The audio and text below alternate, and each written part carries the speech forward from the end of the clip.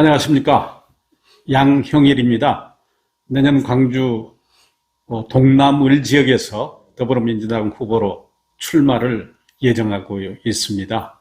이 공식 호칭은 주재국에서 대한민국 대사 각하가 제가 받은 호칭입니다.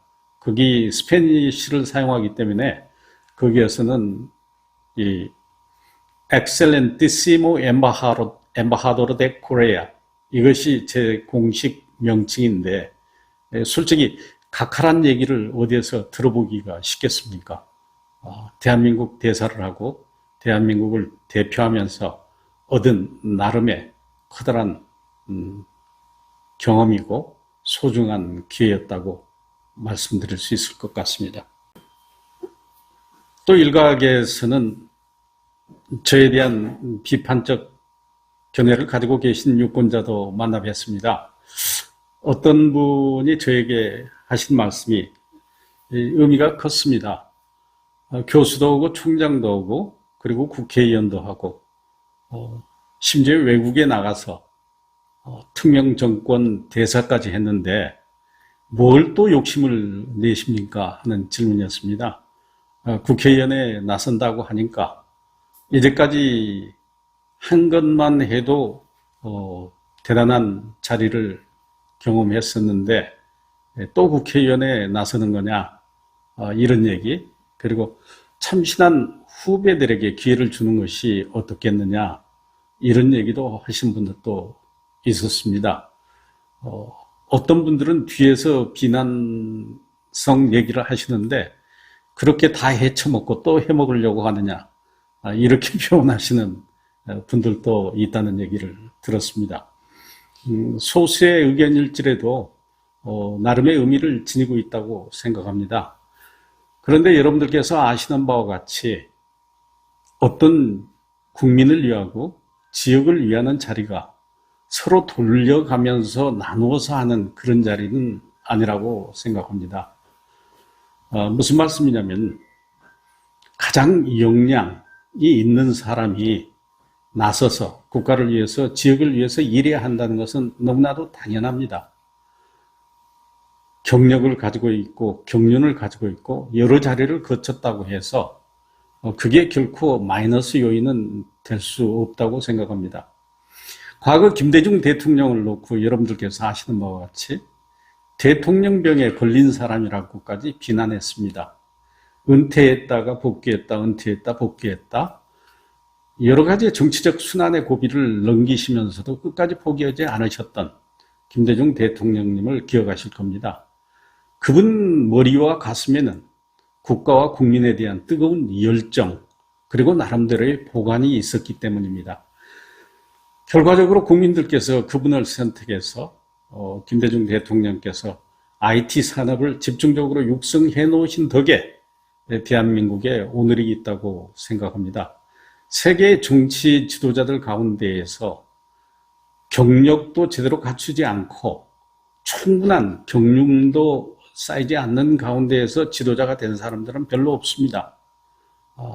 그런 차원에서 저는 이제까지 공부 열심히 했고 연구했고 학생들 가르쳤고 또 대학을 경영했고 국회에서 경험도 쌓았고 그리고 외국에 나가서 국제사회가 어떻게 돌아가는지까지 들여다볼 수 있는 좋은 경험을 했습니다.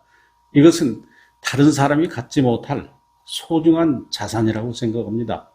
이런 경력, 경륜, 이런 자산을 통해서 국가와 지역사회를 위해서 일하고 싶다는 열정이 개인이 뭐를 해먹겠다라는 그런 차원으로 비춰지거나 판단된다면 이는 매우 나라를 위해서도 지역을 위해서도 슬픈 일이라고 생각합니다.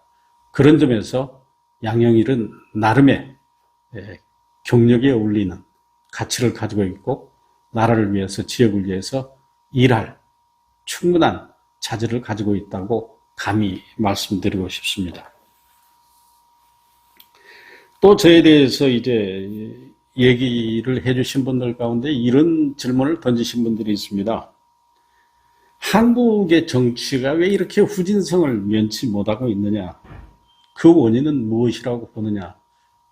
참 어려운 질문입니다.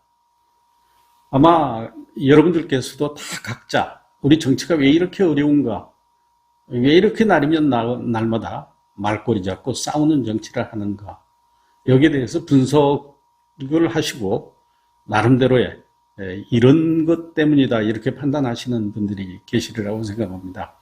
제 생각을 말씀드리자면 우리 기질하고도 관련이 돼 있지 않는가 하는 생각도 해봅니다. 우리 기질 중에 긍정적으로 보면은 매우 신속하게 또 화끈하게 일을 해낼 수 있는 그런 기질도 있는 반면에 또 한편으로는 매우 성급한 면도 있습니다. 그리고 또 우리가 이렇게 타협해 나가는데 조금 미숙하지 않느냐 하는 생각도 해보았습니다. 여가 있기 때문에 야가 있고 야가 있기 때문에 여가 있다. 여야는 서로 공존하는 관계입니다. 서로 경쟁하는 관계입니다. 또 서로 타협하는 관계입니다. 그렇게 해서 나라를 이끌고 국민들에게 희망을 심어준 것이 바로 여야 관계입니다. 그런데 우리나라의 여야 관계는 지금 보면은 그런 경쟁과 타협과 어떤 협상을 통해서 국가 발전에 기여하는 그런 상태가 아니고 마치 서로를 타도의 대상으로 생각합니다. 공존할 수 없는 세력으로 이렇게 보는 인식이 있는데 그것은 정치를 이끌고 있는 대한민국의 정치에서 가장 큰 책임은 누구에게 있겠습니까? 대통령 아니겠습니까?